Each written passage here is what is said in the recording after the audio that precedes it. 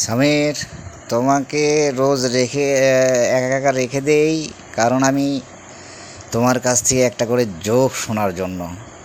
কারণ জোক শুনলে যেমন হাসতে পারি, মনটাও ভালো থাকে। তো আজকে একটা জোক শোনাও দেখি বাবা।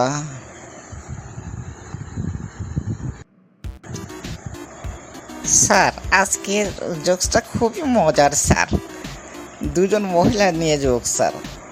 একজন মহিলা আরেকজন মহিলাকে বলছে যে আমরা স্বামী স্ত্রী দুজনে চাকরি করি বলে ভালো জামা কাপড় কেনার সময়ই পাই না, তাই রোজই পুরনো জামা কাপড় পরতে হয়।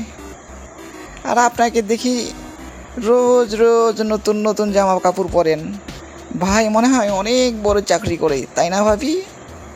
অপর মহিলা বলল, না রে ভাবি, অনেক বড় চাকরি করে না, তবে আমার স্বামীর অনেক বড় লন্ড্রি আছে, সেখান থেকে আমি রোজ একটা করে নতুন কাপড় পরি।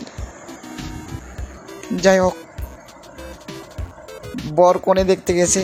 বরটা খুবই লোভী। তো বর যেহেতু যৌতুক চাওয়া অবৈধ, তাই শ্বশুরকে ডিমান্ড স্বরূপ বলতেছে যে আমি চেয়ে কিছু নেব না, তবে আপনি এমন কিছু দেন যা পেট তুলে চলে। শ্বশুর বেটা সেও চালাক। সে বলছে, ঠিক আছে বাবা, তোমাকে আমি ভালো একটা গ্যাস লাইট দিব যেটা পেট তুলে চলে।